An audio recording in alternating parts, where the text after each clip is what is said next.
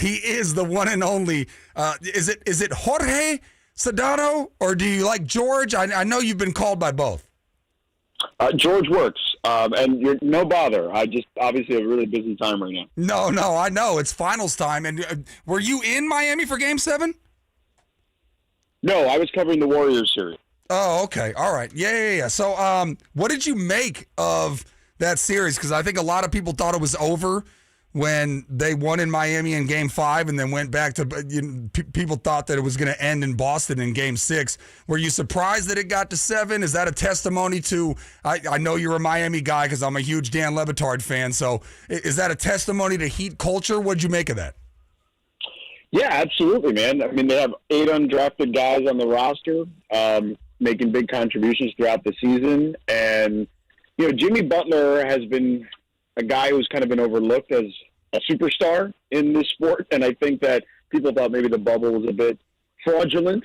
I personally think that last season, not the title or whatever, but if you're going to put an asterisk next to an entire season, less so the bubble to me, because that was basketball and purely basketball, more so last season because we had so many injuries and COVID-related injuries that I think it really caused havoc in the postseason. But ultimately, when it comes to the Heat, I thought they played great. Yeah, and Jimmy Butler just kind of proved the naysayers that he is a superstar, whether you like it or not. He just doesn't do it in a flashy way.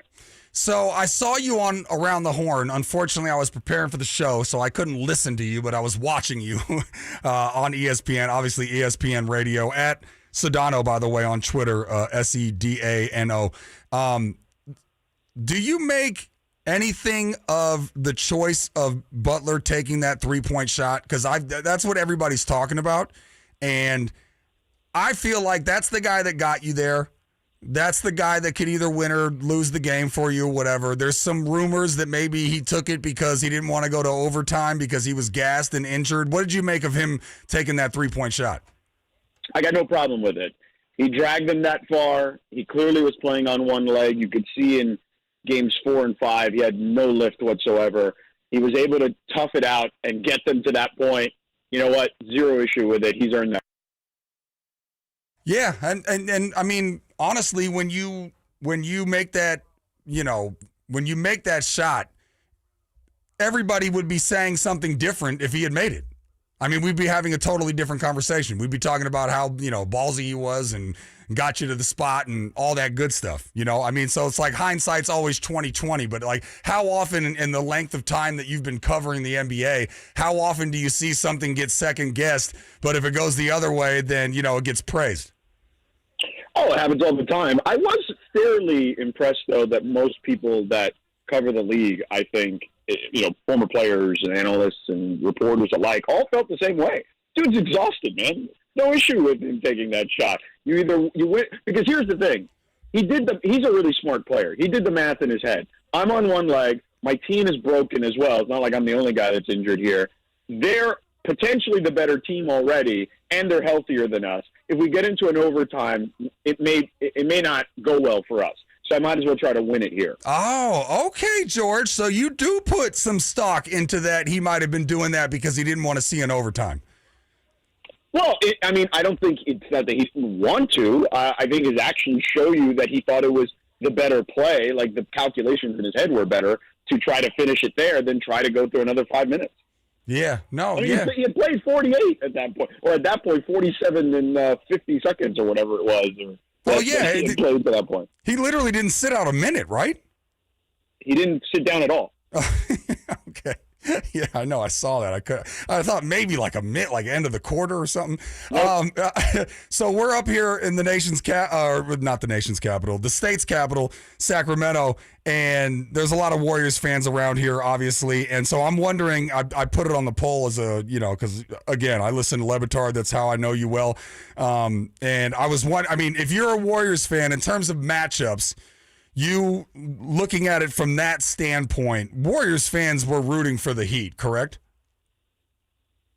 I guess. I don't know. You'd have to ask them. Like, I don't have an answer for that. I'm guessing based just on injuries alone, right? Like, you'd want to play the lesser opponent when it comes to that in that regard because Boston was healthier. I think Boston was also banged up, don't get me wrong, but the Heat were clearly in much worse shape when it came to injuries. So I don't know. I don't know the answer to that question. Well, let me rephrase it.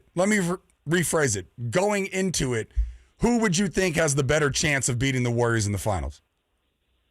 Let's pretend like Game 7 hasn't been played. Which of the two teams do you think has a better chance of beating the Warriors in the finals?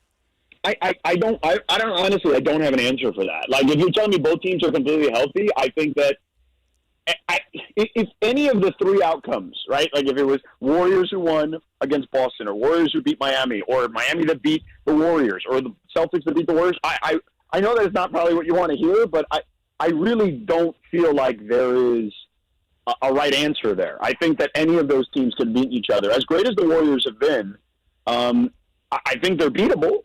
I think they're going to win this series, but I think they're beatable. Like, so I think Boston can win the series, and I think Miami, if they were healthy, could have won the series too. Sure. No, it's fine. We don't have to do like a first take. You don't have to have like a hard stance on it. But I'm pretty confident that most Warriors fans were rooting for the Heat in that scenario, because I think with Tatum and Brown, they pose a bigger threat to them. And, you know, obviously I know you're kind of an analytic guy. It's why I like you. You're like in between, which is what everybody should be if we're talking like political stuff. But we don't have to get into that. But I know that you do look at analytics, and the analytics will tell you that the Celtics are number one in defensive efficiency and the Warriors are number two. But the difference between the Heat and the Celtics is that the Celtics have Brown and Tatum. And so if they're that good defensively, and they also have the offensive options that I don't think the Heat have, I think ultimately the Celtics have a good shot. Now Vegas will tell you that the Warriors are the favorites. How do you view it? Do you think it's gonna be a long series? I mean, a lot of people are thinking like Warriors in 5. Like, how are you looking at the series? I think it goes the distance. I'm going to pick Warriors in 7. I think, Marcus Smart has done a really good job. Wait, is that breaking news? Am I getting breaking news from Jorge Sedano? Did you officially make your pick? You know what? I sent it in. I don't know if it's on ESPN.com okay. or not. Okay. But I will say this. I mean, just doubling back on Miami really quick. Miami had the best three-point shooting in the league this season, so they have been pretty poor in the playoffs.